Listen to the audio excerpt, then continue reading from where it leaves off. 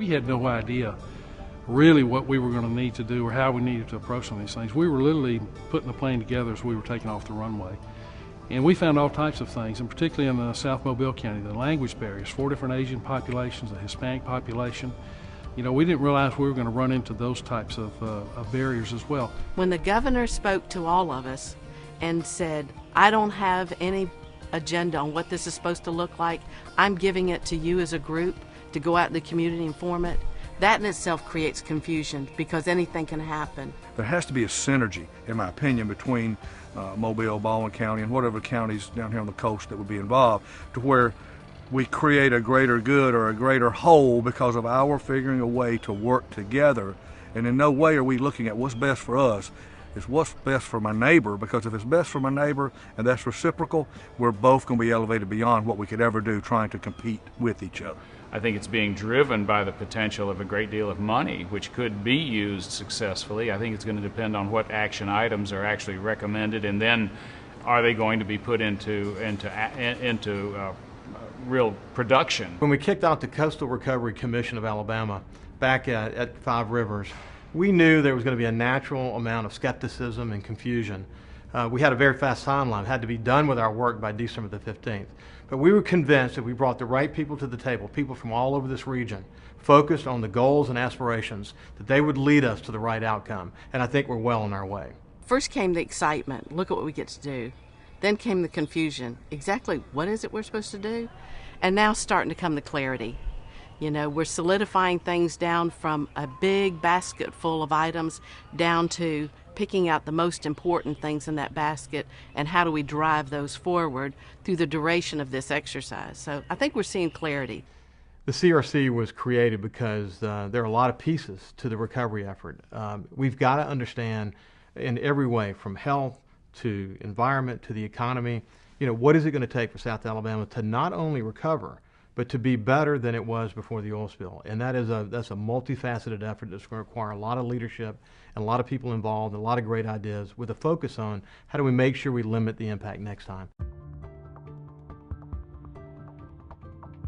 Being 102 miles away from the disaster, we dealt with both weathered oil and then the oil that had been sprayed with dispersant. So very early on, we saw the oil was coming ashore on the Gulf beaches in little bitty bits and pieces.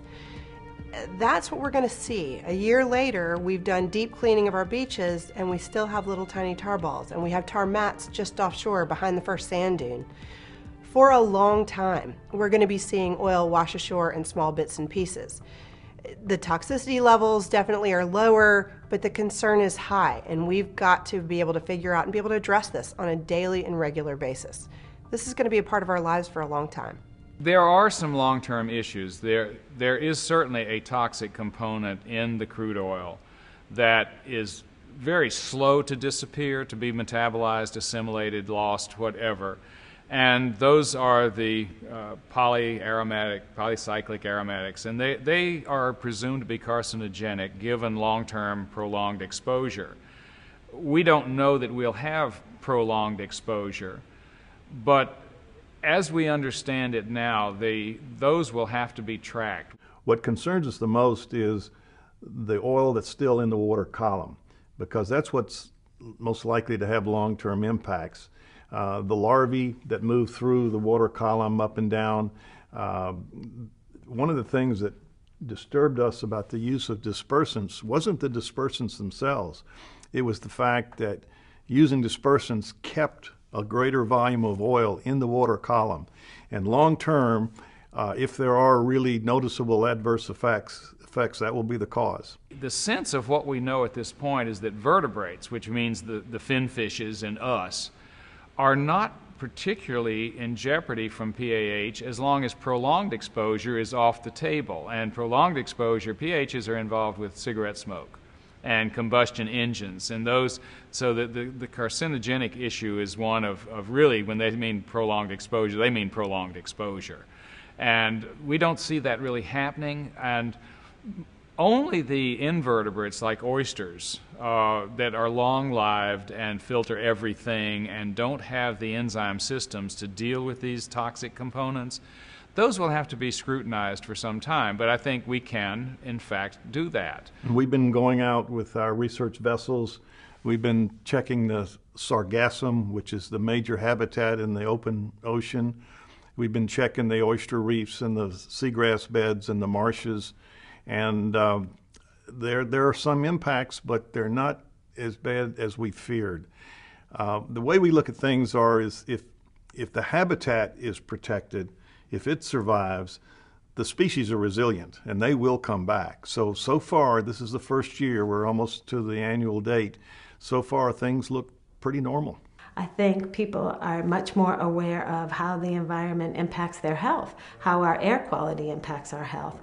Stepping into water that may have oil on it, or onto a beach that may have a tar ball, it matters that we have clean beaches now. People realize how much it matters, and I don't think people are taking our coastal assets, our coastal environment, our coastal beaches and creeks and streams, they're not taking them for granted like maybe they may have before the spill.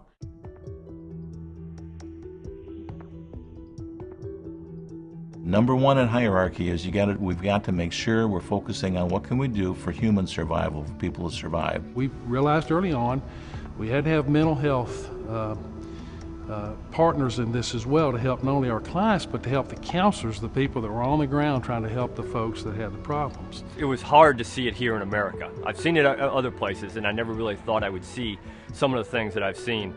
It's hard to come here and hand out food and see that people that may be the only food they get this week. Well, we have populations here that are considered very vulnerable. People often work from paycheck to paycheck. They don't have enough income to have savings that they can draw on, and often they have one sole breadwinner. And if that person isn't able to fish or work in the tourist industry, then the entire family will suffer, and you'll see increase in domestic violence in many cases.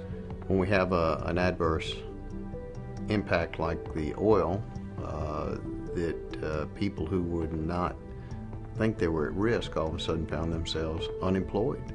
They no longer had access to health care because they no longer had health insurance. When you're out of work, all of a sudden small problems become big problems. If you don't have money, you often can't take your medication because you can't afford it. So you have to decide, do I get medication or do I get food? What we're going to be seeing in the long term are people whose lives have been affected by this that maybe we're not yet seeing. My wife met with a family recently who was applying for help with our Angel Tree program. Husband who worked in the bayou in the shrimping business, and that fell through, the oyster business, and it fell through, and he was left with nothing. His wife worked as a waitress in a hotel. She lost everything, and so they came to us for help during this crisis time. I think we're going to see more and more families like this, who are middle-class families, have never had to ask for help, but because of the situation are coming to organizations like the Salvation Army asking for help. And I think that's what we're going to be seeing as time proceeds down the future. If you look at what's going on with the seafood industry and what's going on with the shrimpers and the sport fishermen, once they closed it down, closed the processing down, it had impacts all the way across Alabama. If you look at the tourism industry, fully a third of the total impact of all of our tourist industry is affected by those two counties.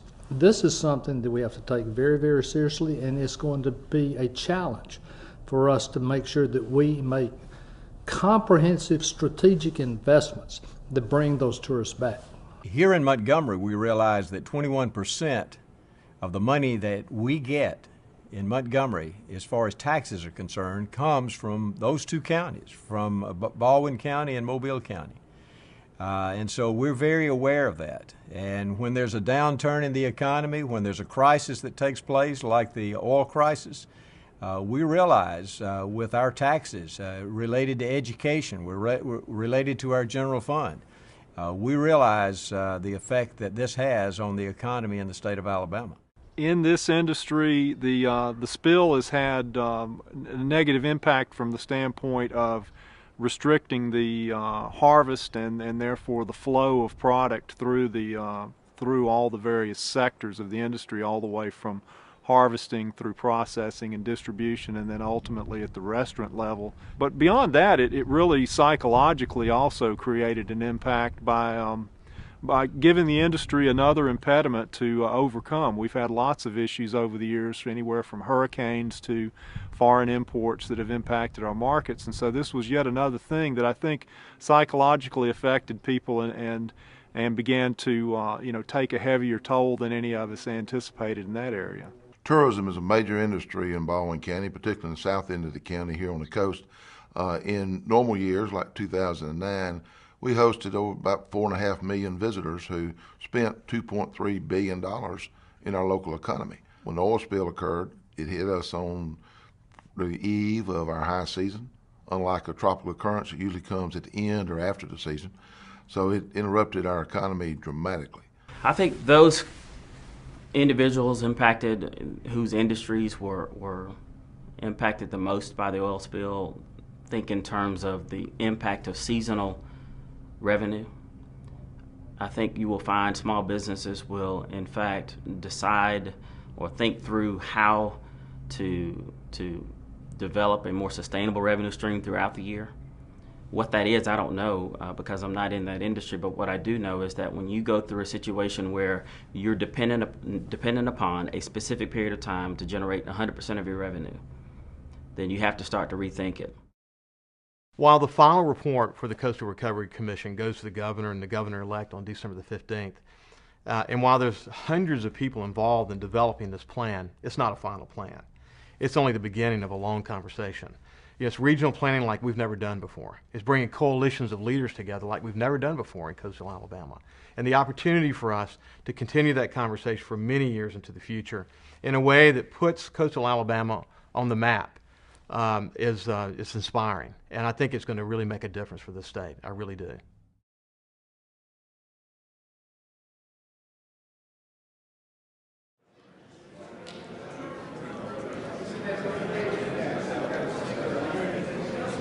December 15th was clearly a historic moment for coastal Alabama. And the opportunity to present this report to both Governor Riley and Governor-elect Bentley. There's a report that we entitled The Roadmap to Resilience. That was the culmination of so much hard work.